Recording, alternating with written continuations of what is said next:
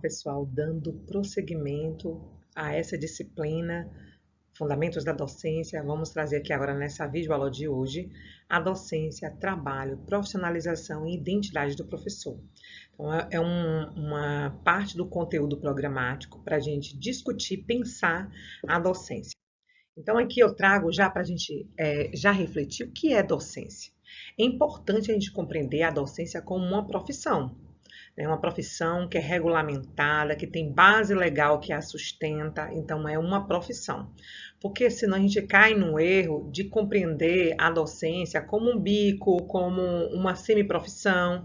A gente precisa compreender a docência como uma profissão. A docência aí como um trabalho que ele é social, é um trabalho histórico e um trabalho político, e não apenas como uma vocação. Então eu não posso ter apenas o dom de ensinar, eu preciso ter todos os atributos, formações necessárias para eu poder ser um professor. Então, a gente não nasce professor, a gente torna um professor à medida que a gente vai se debruçando nos conhecimentos epistemológicos, aí, nos conhecimentos específicos de determinada área, a gente vai construindo as bases para se tornar um professor.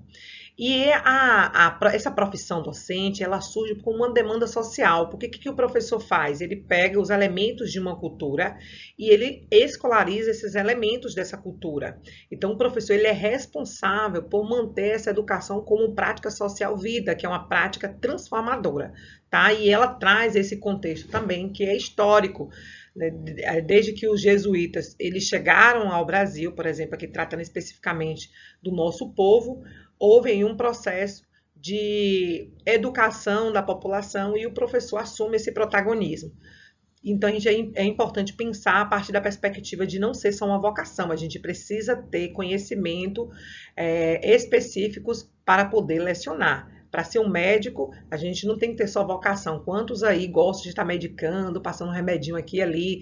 Alguns farmacêuticos mesmo acabam, também trazendo essa perspectiva de prescrição de medicamentos a partir de alguns sintomas, e a gente sabe que o médico é que tem esse papel de fazer essa análise, assim como o professor. Então, nós temos um papel para lecionar. Então, não é qualquer pessoa que deve lecionar, é uma pessoa que ela tem uma formação específica para aquela função. Então, ela é uma função. O ensino como praxis, que é um momento também que possibilita nós, enquanto professores, uma ação reflexiva, intencional, então não é neutra. Nossa educação que nós ofertamos é uma educação que ela traz elementos para a população. Então, as pessoas elas dependem desse conteúdo, Então, o que ensinar?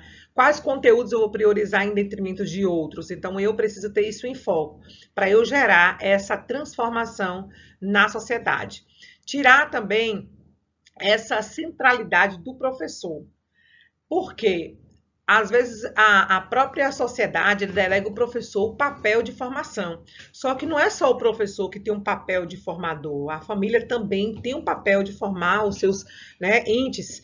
Então, juntamente com o professor, que a gente vai fazendo esse trabalho aí de formação. Mas a gente percebe que há uma centralidade muito grande hoje na sociedade, uma cobrança muito grande no professor. Nos é cobrado a ser bom em tudo, a gente não precisa ser bom em tudo. Se eu sou professor de língua portuguesa, eu preciso ser bom em professor de língua portuguesa. Eu não preciso ser boa em matemática, por exemplo, física, química, porque não é minha área específica de atuação. Então, naquela área que eu escolhi para atuar, eu preciso sim ser boa naquela área. Então, a gente tem que ter muito cuidado com isso. E pensar, descentralizar essa ideia de que o único responsável pela educação é o professor, que nós não somos os únicos responsáveis. Somos uma figura, sim, central, uma figura importante, que está ali no cerne dessa movimentação desse conhecimento, mas não somos os únicos responsáveis. Mas essa formação humana e essa formação cultural, ela se dá não só pela figura do professor, mas por todos os sujeitos que estão na sociedade, nos templos religiosos, no teatro, no cinema, na leitura de um livro, na família. Então, a gente pensar nessa perspectiva para a gente não culpabilizar os professores pelo sucesso e pelo fracasso da educação. Superar essa ideia de neutralidade do trabalho docente. O trabalho do professor, ele tem sim uma intencionalidade, é um trabalho subjetivo, então a gente traz nas nossas práticas, as nossas crenças, os nossos valores. É por isso que a gente precisa estar sempre colocando em xeque os valores, porque os valores de ontem não são os mesmos valores de hoje e certamente não serão os mesmos valores de amanhã. Então é importante que a gente tenha em mente essas questões. Ensinar, então, não é apenas transmitir conteúdos, né? O que tem que ensinar é apenas transmitir conteúdos? Não é. Então não é só você chegar na sala de aula e cuspir gramática, né? Cuspir conteúdos, mas é pensar para além dessa educação bancária que Paulo Freire traz, é você ensinar para que aquele sujeito que aprenda, ele consegue transportar esse conhecimento que foi adquirido em sala de aula para a sua vida cotidiana, para a transformação da sua realidade, para a mudança de realidade. Então nós temos esse papel de não transmitir o conhecimento, mas de ser um mediador desse conhecimento e possibilitar, a partir dessa mediação, reflexões para que esses sujeitos eles possam viver em sociedade. Então, a docência como trabalho aí, a gente precisa pensar e conceber essa ideia de como a docência como um trabalho que ele é intelectual e ele é relacional. Então, eu preciso a todo momento estar me debruçando sobre as leituras, me aprofundando nos conhecimentos para eu ir tendo um quantitativo suficiente de conteúdos, né, de conhecimentos para eu poder lecionar, de saberes necessários à minha prática, tá? Porque temos sim os nossos obstáculos epistemológicos e precisamos superar. Mas para isso a gente precisa de condições concretas de trabalho. Precisamos de salários decentes, que seria um salário adequado, porque quando você tem um salário adequado, você não precisa trabalhar 60 horas. Se o professor tivesse um salário bom, que é um salário que pudesse suprir todas as suas necessidades básicas, ele não precisaria ter 40, 60 carga horária, ele teria 20 horas de trabalho, de jornada de trabalho, e os demais tempos ele poderia fazer investimento na sua própria formação. Tá? Então ele precisa de uma jornada de trabalho que dê conta dele poder estudar, para ele poder também descansar, ele ter um momento dele de lazer. A infraestrutura também precisa ser coerente, precisa ser condizente com o que o professor precisa trabalhar. Ele precisa de formação, e não é só ele só ir buscar formação, mas também as instâncias governamentais, possibilitar espaços formativos, possibilitar cursos institucionalizados de formação inicial e continuada também. Tá? E outra coisa que eu coloquei aqui, que é priorizar esta questão da saúde docente. Essa intensificação e precarização do trabalho do professor, aí a intensificação, a gente percebeu muito isso no período da pandemia, o quanto que o trabalho do professor ele passou a ser intensificado, e por conta disso, né, o professor virou youtuber, teve que mexer em determinadas ferramentas tecnológicas e que ele não tinha aparato para isso. Então ele começou a se sobrecarregar e até hoje a gente percebe muito que nós temos um déficit muito grande hoje no processo de aprendizagem dos nossos alunos, e hoje nós estamos vivendo esse processo de recomposição dessas aprendizagens, e por conta disso a jornada de trabalho dos professores tem sido muito intensificada. E quando isso ocorre também a precarização desse trabalho do professor. E tudo isso vai ter impacto nessas condições, na qualidade do ensino e na identidade profissional, porque aquele professor que ele já chega na sala de aula cansado, porque ele não dorme bem, porque ele não se alimenta bem, ele não tem tempo de se alimentar, é alimentando aqui, corrigindo prova, fazendo atividade, ele não tem um tempo de lazer, de descanso, final de semana, corrigindo atividade, fazendo planejamento. Então o professor está muito sobrecarregado. E aqui eu coloquei a docência de língua portuguesa, por exemplo, eu acho que é uma docência que ela tem uma carga muito grande de leitura. O professor demanda de tempo para correções de atividades, para fazer planejamento, fazer as produções textuais. Então, tudo isso aí demanda tempo e o professor, muitas vezes, ele não tem esse tempo para poder fazer as suas atividades. Em relação à questão da profissionalização docente, o que caracteriza uma profissão? É a formação específica. Então, a gente precisa de formação específica para assumir aquela docência. Por exemplo, das licenciaturas específicas, a física, a química, a filosofia, a biologia, a língua portuguesa, a língua estrangeira, inglês, espanhol, né? Tem saberes necessários para essa prática, e quando eu assumo esse lugar, eu estou sendo cúmplice da ética, porque eu sou pedagoga, especialista em educação infantil, mestre e doutora em educação, eu não tenho nenhuma formação em física e eu começo a lecionar física, não é ético, né? Porque afinal de contas eu tenho uma defasagem em relação a um conhecimento específico na área da física, e certamente os meus alunos também vai ficar com essa deficiência, tá? Então precisa da formação inicial e continuada como eixo da profissionalização. Então a gente cresce na nossa profissão, na nossa carreira, à medida que a gente vai investindo nessas formações. E também algo que é muito necessário é a autonomia, porque a gente sabe o quanto que hoje existem controles externos advindos dessas avaliações externas. Os professores do estado mesmo, da Bahia, passam por muitos processos desses de avaliação externas, e essas avaliações decidem muitas vezes até o salário, o incentivo profissional por desenvolvimento do aluno, o que é muito perverso essas práticas. E os desafios também históricos na valorização do magistério do Brasil, que eu trago aqui para a gente pensar, que é uma profissão que sempre veio aí com muitos processos de desvalorização. Hoje a gente percebe o quanto que os cursos de licenciaturas estão esvaziados. O Antônio Novoa, ele traz muitas discussões, a gente encontra muitos textos dele na internet sobre essa temática, o quanto que a profissão docente ela tem sofrido um esvaziamento, justamente por conta de todas essas problemáticas, a falta de valorização da profissão, desencoraja os jovens novos, né, essas pessoas mais novas, a adentrarem a profissão. Então, a docência é reconhecida socialmente como uma profissão. Aí muitas pessoas acham que qualquer um pode ensinar, né? Tem dentista que dá aula de matemática, né, esses odontologistas dão aula de matemática, um engenheiro dando aula de física. E a gente vai percebendo o quanto que a docência tem sido assumida por esses notórios saber, e são pessoas muitas vezes sem nenhuma formação, e isso só vai descaracterizando a nossa profissão. Então é uma profissão que ela precisa, para ser reconhecida socialmente, ela precisa ser compreendida como um valor social que nós temos, né? É uma profissão que ela tem um valor social muito grande e precisa ser reconhecida. Para ensinar, gente, precisa de saberes específicos, saberes científicos, saberes pedagógicos, saberes curriculares e da experiência. Esses saberes científicos, por exemplo, são saberes que vocês vão adquirir no decorrer do curso. A exemplo que vocês estão estudando aí especificamente nas matérias que a gente chama de matérias duras do curso. E esses pedagógicos são as disciplinas mais pedagógicas, de didática, avaliação da aprendizagem, organização do trabalho pedagógico. Então, são disciplinas mais voltadas para esses saberes pedagógicos que eu preciso para eu poder, por exemplo, elaborar um plano de aula, planejar uma aula, fazer uma atividade, um projeto para a escola que eu trabalho. Essa questão dos saberes curriculares também, porque eu preciso ter quais são os saberes necessários para eu poder escolher os conteúdos que eu vou trabalhar no meu currículo, quais são as culturas que eu vou dar visibilidade. E a da experiência também, que são saberes que eles vão sendo construídos com o tempo e ele vai sofrendo modificações. Uma pessoa que ela acaba de entrar na docência mesmo, acontece de forma muito perversa no Brasil, que muitas vezes essas pessoas elas não têm um suporte da instituição e são colocadas nas turmas mais difíceis, mais desafiadoras. O professor iniciante, ele é colocado para trabalhar, sendo que não deveria, porque ele não tem experiência. Então, ele precisaria de um professor mentor com mais experiência para poder ajudá-lo.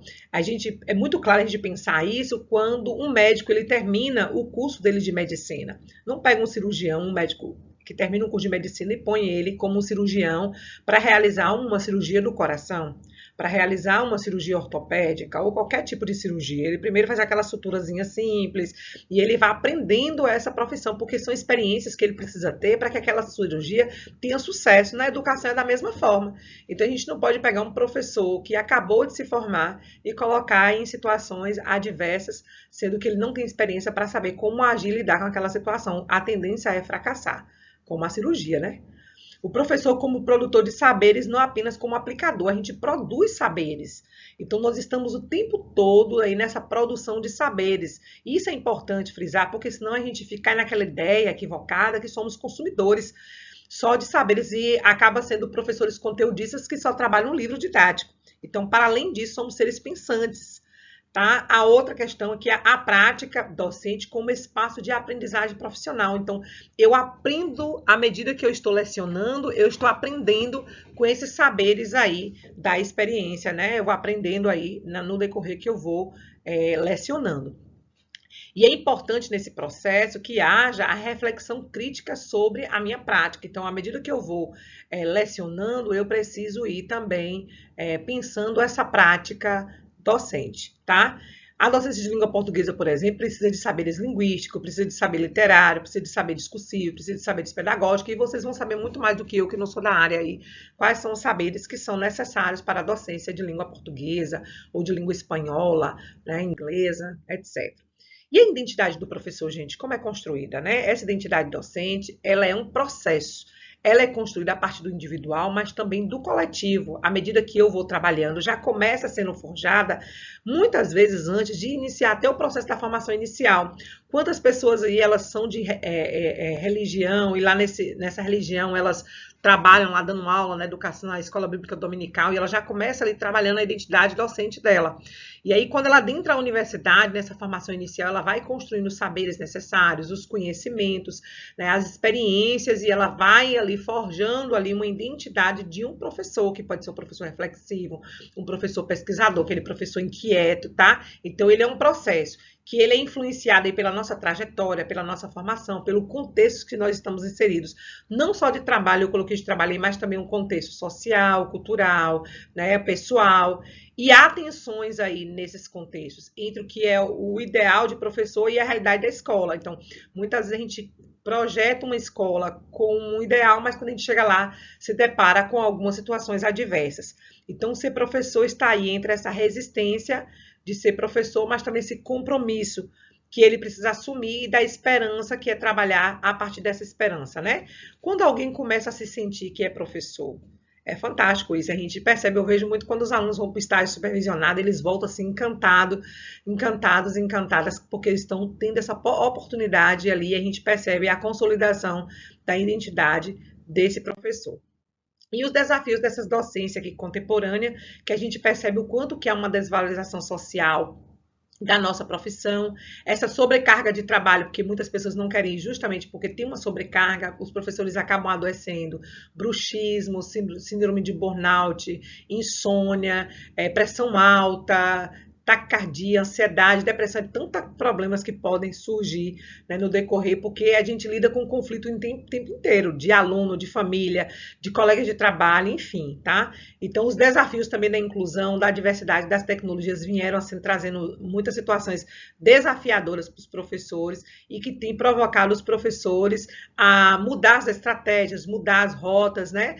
Buscar novas formações para, por exemplo, aprender aí os conhecimentos necessários para poder tornar o conteúdo acessível ao público da educação especial, essa questão também de trabalhar com a diversidade dentro das escolas e também de fazer essa apropriação da tecnologia que também se faz se necessário, tá?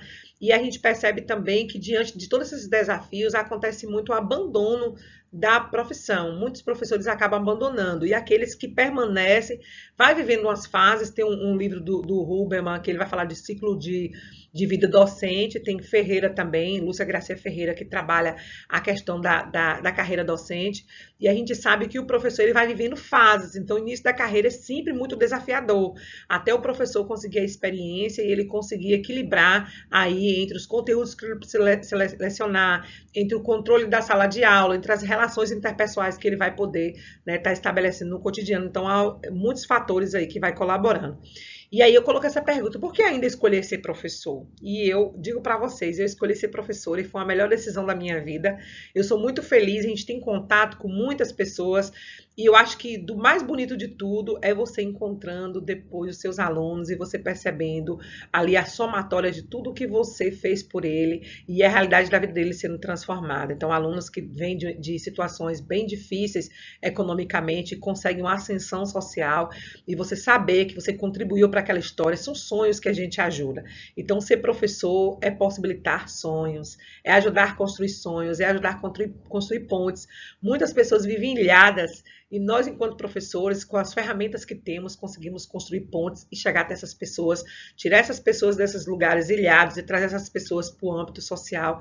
Então, é uma profissão muito bonita e que tem, sim, o reconhecimento social de muitas pessoas. A gente sabe que tem muitos desafios, mas também tem muitas pessoas que valorizam a nossa profissão e é uma profissão muito bonita. Então é isso. Eu espero que vocês permaneçam sempre nesse curso aí, concluam o curso e vá para a sala de aula, porque é maravilhoso. E ser professor, gente, tem que gostar. Tem que gostar de gente. Então, ser professor é saber gostar de pessoas. Então, como é que eu vou ser professor se eu não gosto das pessoas? Então, do primeiro ponto, que eu falo assim, o primeiro ponto que é primordial é gostar de gente. Então, avalie aí se você gosta de gente, porque a gente tem que ter contato com gente o tempo inteiro, tá? Então é isso, bons estudos e forte abraço aí em vocês.